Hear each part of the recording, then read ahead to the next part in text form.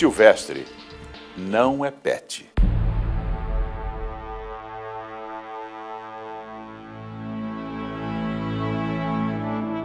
Poucos relacionamentos são tão sinceros quanto estes. São o resultado de milhares de anos de dedicação e convivência. Cães e gatos hoje fazem parte da nossa família. Conservam muito pouco do lobo selvagem ou do grande predador felino. Tornaram-se completamente domesticados e dependentes do ser humano. Hoje, estima-se que no Brasil, pelo menos 1 em cada 4 lares tem um animal de companhia. Talvez tentando recuperar o elo perdido com a natureza, em busca de status, por curiosidade ou até ingenuidade, outros tipos de animais são cada vez mais comuns nos lares urbanos. Os silvestres. Segundo o dicionário, o adjetivo silvestre quer dizer selvagem, agreste, bravio. São considerados animais silvestres aqueles que pertencem às espécies nativas do Brasil, ou seja, aqueles que devem viver livres na natureza. Cães, gatos, cavalos, vacas, galinhas e outros animais que hoje dependem do homem para sua alimentação e abrigo são considerados domésticos. Animais exóticos são aqueles naturais de outros países, mas que foram aqui introduzidos. Hoje, os mais variados tipos de répteis, mamíferos e aves viraram animais de estimação. Mas o que as pessoas procuram nesses animais? Porque é um bicho fascinante, né? É um bicho que assim, desperta curiosidade, não é um bicho comum, né? Que o pessoal está acostumado a ver, que nem cão e gato, mas é um bicho fascinante. É mais o fato de ser um bicho diferente, que você não está acostumado a você querer descobrir sobre a vida do bicho, né? Sobre a espécie do bicho. Tem que pensar bem, procurar saber bastante sobre a parte de cuidados, principalmente a parte de tempo de vida do bicho, que, por exemplo, esse aqui em média, assim, média não, acho que vive até uns 35 anos. Então, por exemplo, hoje eu tô com 30, com 65 anos, capaz que o bicho ainda esteja comigo. Quando a gente pensa nesses animais, a gente está pensando na faixa de uns 50 anos até 60 anos. Então, são animais, quando a gente compra, muitas vezes que não vão ficar conosco até o fim da nossa vida. É um bicho que vai crescer, é um bicho que vai dar trabalho, tem que estar em cima. Não é um bicho que vai poder ficar solto dentro de casa, né? Não é igual um cachorro, que a criança vai poder ficar mexendo, pegando, apertando, correndo para lá e para cá. O cachorro é um bicho mais companheiro, né? O terrier, como não sei se vocês podem estar vendo, ele não é um bicho que ele gosta tanto de contato como um cachorro. Como é um bicho criado em cativeiro, ele nunca teve um contato com a natureza assim tão exposta, né? Mas por esse lado é um dos fatores que eu acho que não é legal ter. Acho que nos silvestres em geral, mas nos pistacídeos com certeza, eles escondem quando eles têm algum tipo de doença, quando eles estão um pouco ruinzinhos, eles não demonstram. Todos eles têm exames, todos eles são exames periódicos, não são exames baratos também. Pode ser que uma hora ele esteja de mau humor e a gente não vai conseguir identificar isso, e o bicho, como a gente, pode estar num dia que não está legal para ele pode atacar, né? Ele pode ter uma reação inesperada. Esses animais mantêm os seus comportamentos naturais para os quais eles evoluíram milhares de anos. Essas adaptações permitem ao animal sobreviver nas condições ecológicas do ambiente onde eles se inserem. Ao retirar esse animal desse ambiente, está-se a criar um grave problema de equilíbrio fisiológico, indução de stress, indução de má qualidade de vida, em resumo, indução de sofrimento no animal. Quando a gente pensa nos animais, no cão e no gato, né, dentro dos lares, A gente tem que entender que esses animais já estão adaptados a essa vida. Esse ambiente já não é mais um ambiente estranho. A nossa casa não é estranha para os cães e gatos. Eles já conseguiram se adaptar, até porque eles são espécies muito próximas às nossas em determinadas características. E eles conseguiram fazer essa adaptação, os animais silvestres não. São realidades absolutamente diferentes que jamais serão compatíveis e que não nos permitem, não nos propiciam pensar que a gente está transformando, por exemplo, uma ave num cachorro. O processo de domesticação é lento. Cães e gatos convivem com o homem há mais de 12 mil anos. Uma espécie domesticada terá muita dificuldade para voltar a sobreviver sozinha na natureza. Mas não é somente a sobrevivência que está em jogo. A convivência dos cães e gatos com os humanos, ela teve um custo muito alto para a saúde mental desses animais, se a gente pode usar esse termo. Ou seja, existem muitos animais hoje que sofrem doenças comportamentais semelhantes às doenças humanas e que isso é fruto de uma vida em cativeiro, porque a nossa vida é uma vida em cativeiro.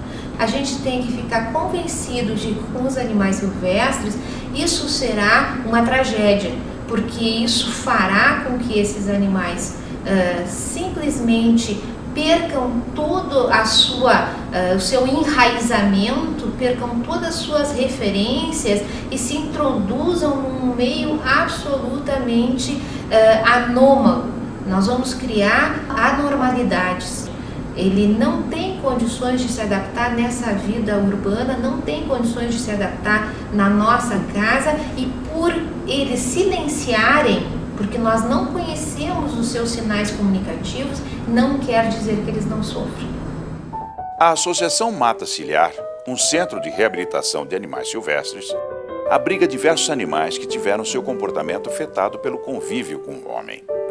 O bugio gardenal, retirado de seus semelhantes para ser um animal de estimação, é um deles. Ele veio filhote, era criado por uma família como se fosse um filho, é sempre a mesma história.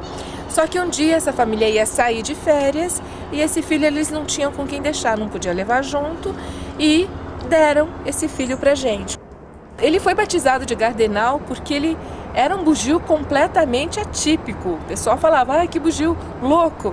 Mas esse animal sofreu muito, porque o dia inteiro ele chorava, berrava, gritava, porque ele queria ficar no colo, ele precisava de atenção, ele tinha que ser amamentado e nós tínhamos os outros animais para cuidar.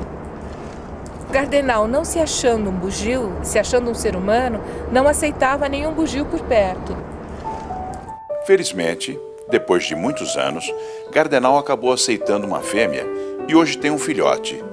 Mas ele e sua família estão condenados a passar o resto da vida em cativeiro. Esse é o gato morisco. Ele foi criado também como um animal pet por uma família e ele tem um comportamento muito alterado, muito estereotipado.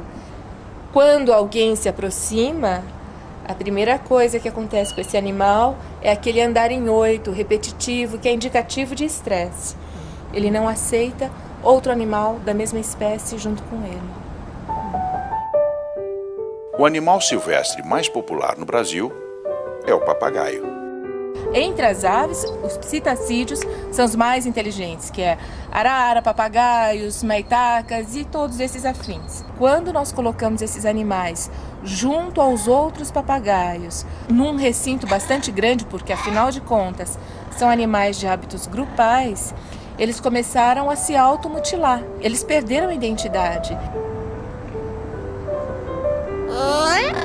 Ele fala oi, ele começa a gritar, mas ele não está nada bem. Ele está com a pena arrepiada, ele está com problemas mesmo de saúde e principalmente muito triste. Se de repente nós decidimos, poxa, não vamos mais deixá-lo preso, vamos abrir a gaiola e soltá-lo, ele vai morrer. Óbvio, porque nem voar ele vai saber voar. Ele tem que passar por uma adaptação que leva muito tempo, uma adaptação muito cara, uma adaptação que vai precisar de muito esforço de todos nós para que um dia, quem sabe, ele possa ter uma qualidade de vida realmente boa. Muki tinha um dono que se cansou dele. Quando foi resgatado, tinha uma corda entranhada na carne, colocada quando ele ainda era bem pequeno, para que não fugisse. Foram necessárias 2 cirurgias para retirá-la de sua cintura. Mas sua história inspirou o projeto Muki, que cuida de muitos outros saguis, todos incapazes de retornar à natureza. Infelizmente, ter saguis como pet é até uma questão em algumas regiões cultural, né? E em outras como simplesmente um objeto de desejo. Então, cidades megalópolis como São Paulo, Rio de Janeiro, ter um sagui é ser diferente, né? As pessoas acham, eu dou amor, dou carinho, é tão pequenininho, ele depende de mim. E aí ele começa a crescer, começa a destruir a casa, começa a morder as pessoas, ser seletivo quando atinge a maturidade sexual. Isso se ele cresce, porque na maioria das vezes ele acaba entrando num processo de desnutrição, tendo doenças próprias. Os humanos passam muitas doenças para eles. Não somente os saguis, mas vários animais silvestres podem contrair doenças dos seres humanos. Eles também podem nos transmitir diversas doenças.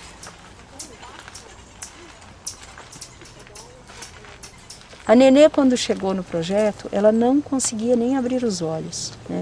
Tamanha fraqueza. Os ossos dela, por desnutrição, eram descalcificados, é o que a gente chama de osteodistrofia. E ela tinha fraturas múltiplas, que é chamado fratura em galho verde. E o bracinho dela, veja como é que é o bracinho dela. Essa macaquinha também foi, infelizmente, abandonada. A Belinha ela começou a ficar doente por problemas nutricionais.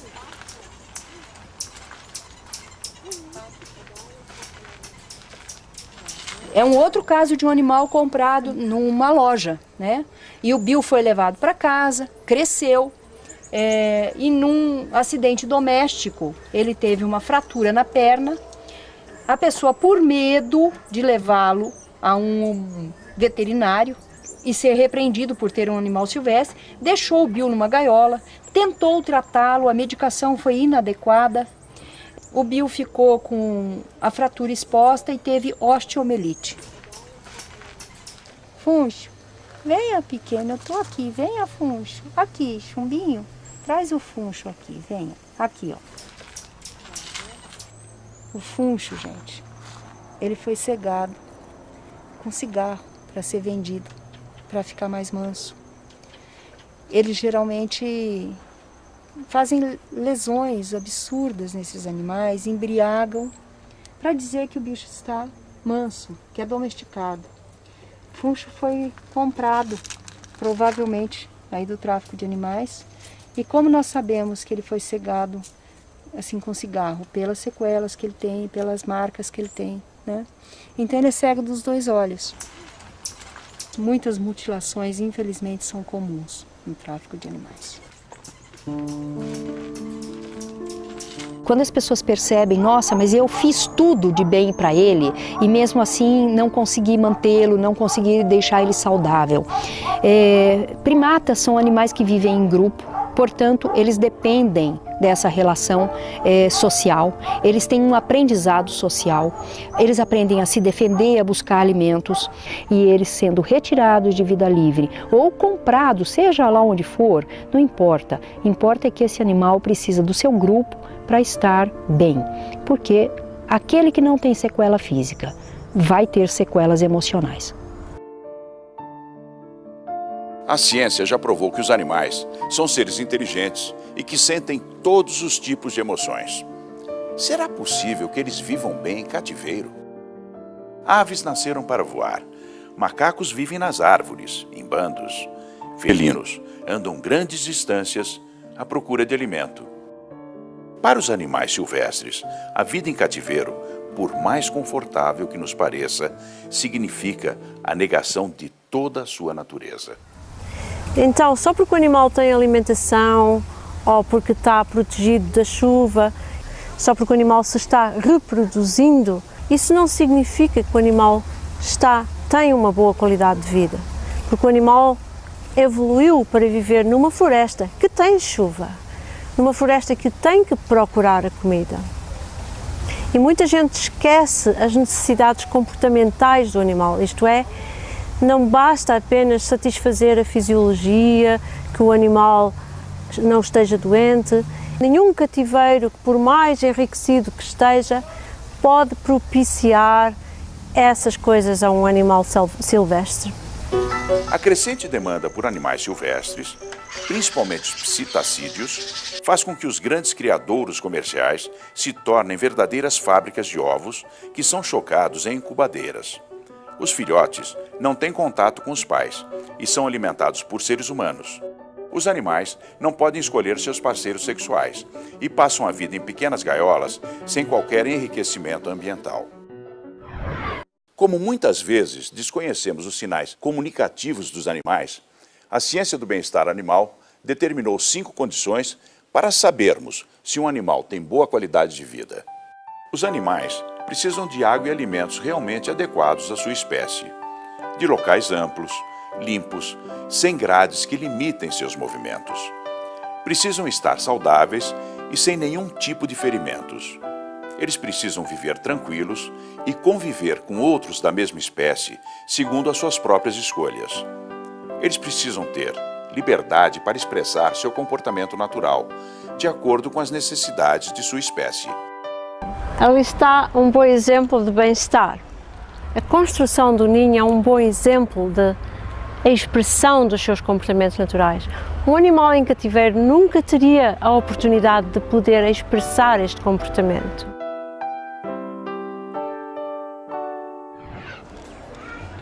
A atividade comercial de animais silvestres em nosso país é legalizada. Entretanto, há algumas regras. Segundo a Lei de Crimes Ambientais, os criadouros e as lojas que comercializam animais devem ter autorização e o comprador deve observar se o animal é identificado e exigir nota fiscal. O Ministério do Meio Ambiente publicou a resolução que estabelece critérios para determinar quais espécies silvestres podem ser criadas e comercializadas. Uma lista que restringe o número de espécies comercializadas legalmente está sendo elaborada pelo IBAMA, mas pressões financeiras e políticas têm dificultado o processo. Atualmente, a oferta é assustadora. É possível comprar qualquer tipo de animal até pela internet, em prestações com entrega domiciliar. Tudo dentro da lei. Até a década de 90, não se ouvia falar de tráfico de iguanas. Porém, a partir do momento em que se autorizou a criação comercial e que esses animais passaram a ser objeto de propagandas, de anúncio e do interesse da população, do convencimento da população de que aquele era um animal que poderia ser utilizado como pet, a partir disso nós tivemos, de forma não intencionada, mas o fomento ao tráfico de iguanas no nosso país. Nem sempre a pessoa que adquire um animal dentro de um criador, né, ou num pet, vai ter 100% de garantia que esse animal teve uma procedência legal. Esses criadores, pela minha experiência aqui, nos 4 anos que eu estou atuando na frente da delegacia, eles estão operando 80% na ilegalidade. Então, esse é um problema. O traficante hoje já faz uma parceria com alguns desses criadores e retiram os animais da natureza, introduzem eles nos criadores comerciais, eles ali ganham nota fiscal, ganham marcação e são colocados no mercado. Em junho de 2010, a Polícia Federal e o IBAMA deflagraram a Operação São Francisco, que desmantelou uma grande quadrilha internacional de tráfico de animais silvestres. Tinha várias anilhas cortadas, a gente tinha o pintacilgo com a anilha cortada, e tem uma anilha adulterada também no sabiá. Cada ave tem uma identidade que é uma anilha daquela. Ela não pode ser alterada, que aí você está falsificando um documento público e isso é crime. Essa anilha é falsa. Mas faz, exatamente. Ela é falsificada. Já tiramos várias dessas. No momento que se incentiva a se ter mais criadores comerciais, indiretamente está se incentivando que esses animais sejam capturados na natureza e sejam colocados à venda até no exterior, sem nenhum controle. As projeções indicam que, somente no Brasil, sejam retirados da natureza cerca de 38 milhões de espécimes todos os anos. Mas o índice de mortalidade é alto devido ao estresse causado pela captura e pelas condições cruéis do transporte. A maioria desses animais é capturada nas regiões Norte, Nordeste e no Pantanal. Eles viajam até os grandes centros consumidores do eixo Rio de Janeiro e São Paulo, escondidos, amontoados em lugares onde mal conseguem respirar. Sem uma fiscalização efetiva do órgão ambiental, eu acho que é uma boa hora de se rever essa política, de se incentivar os criadores comerciais. É uma questão de política de governo, realmente. Se você se não tiver comprometimento com a causa, se você não entender a importância, da participação da fauna nos ecossistemas, a gente realmente não vai chegar a lugar nenhum. Porque o que alimenta o tráfico é o consumidor. Se não parar de comprar o animal silvestre como um objeto de estimação em sua casa, não vai parar o tráfico, porque isso que estimula. Você teria que investir na questão educacional, você teria que investir na questão administrativa, melhorando os órgãos administrativos, melhorando toda a questão de fiscalização, para que você não chegasse na outra ponta, que já é a parte criminal.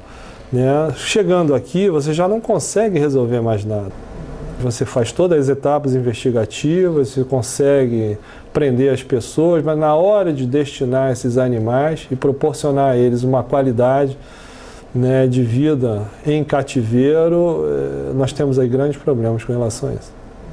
O Estado não tem estrutura para cuidar desses animais da forma como deveria. É lamentável você ver como se encontram os centros de triagem de animais silvestres gerenciados pelo IBAMA em nível Brasil. Cálculos apontam que os animais apreendidos representam menos que 0,5% do total do tráfico. Mesmo assim, o Estado carece de recintos adequados para alojá-los e de programas eficientes de reintegração.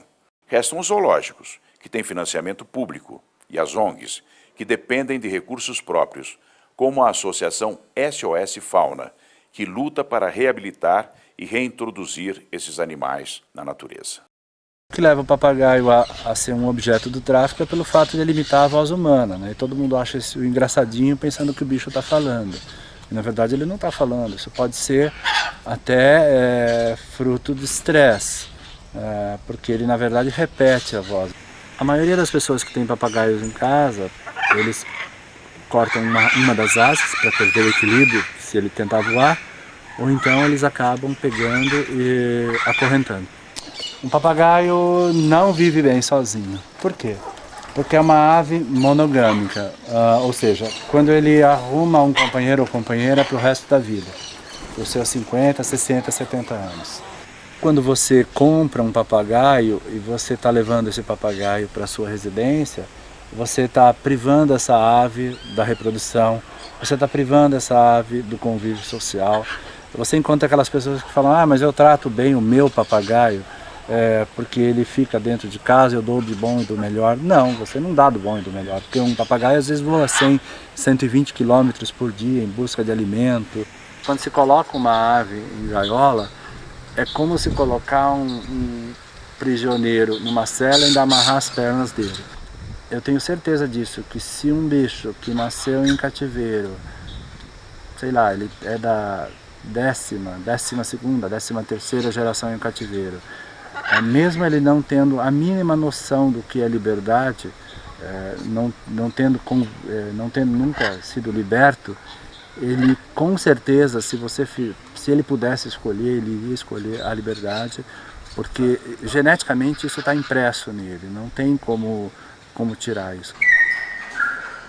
Que ninguém vá lá e simplesmente abra a gaiola e solte o bicho que quer soltar. Se ele quer, de repente, fazer uma entrega voluntária, procure o IBAMA, a Polícia Ambiental, e faça isso, porque a partir do momento que você quer soltar um bicho e acha bonitinho a liberdade, você tem que tomar muito cuidado, porque existem uma série de protocolos com relação a ecossistemas, a épocas do ano em que deve ser solta.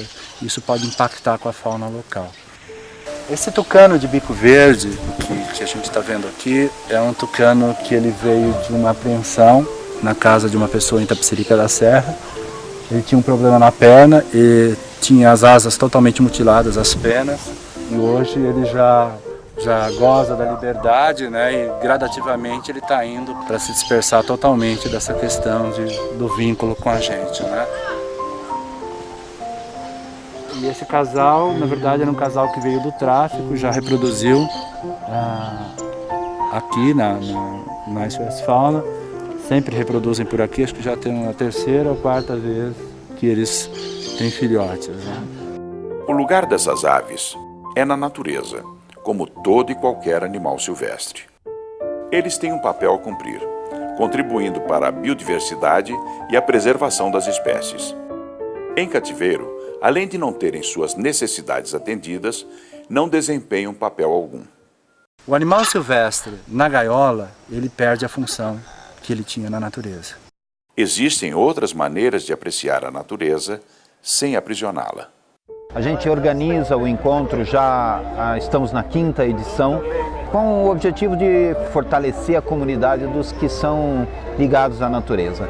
A gente foca na beleza, foca no prazer de observar como instrumento de educação e mostrar uma relação mais harmônica e mais gostosa com a natureza. Vamos abrir do lado e levar esta ponta até embaixo. É um origami de pássaro, que é o pássaro da sorte.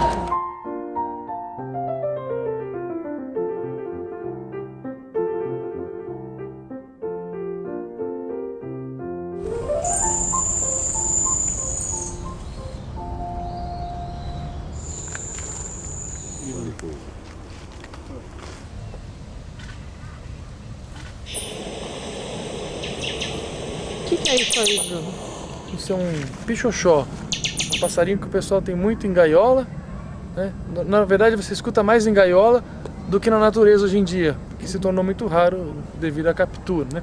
E, na verdade é um passarinho que, se você chama na técnica chamada playback, que é a atração de aves por meio de gravações, ele vem, você consegue ver perto, então é muito mais bonito e o correto observar o bicho solto do que na gaiola.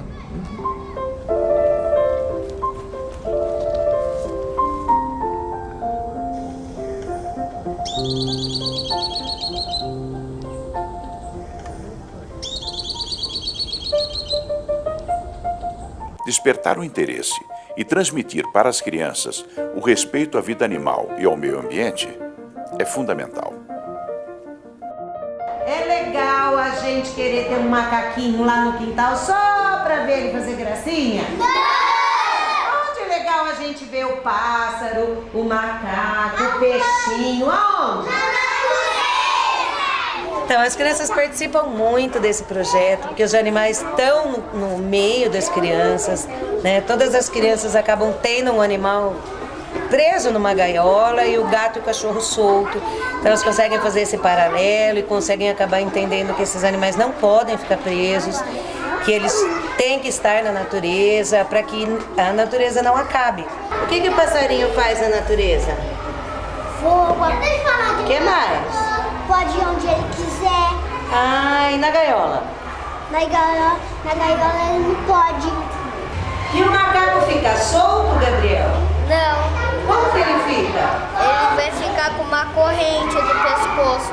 Ah, pra que a pessoa põe uma corrente no pescoço do macaco? Pra ele não fugir. O que o macaco faz quando ele tá solto na natureza, nas árvores? As crianças no futuro vão pensar antes de colocar um passarinho na gaiola.